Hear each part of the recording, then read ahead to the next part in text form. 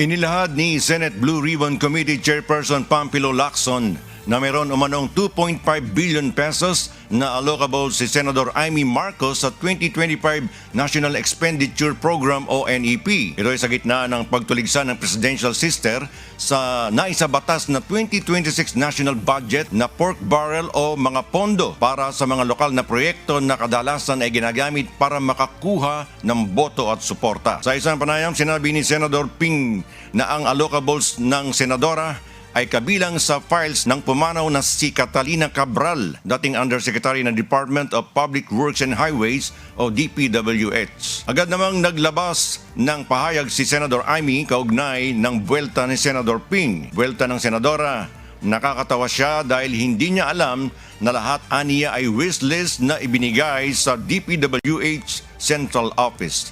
Nilinaw rin ni Senator Marcos na wala rin siyang alam sa allocables ng administrasyon at hindi siya abogada ng Malacanang.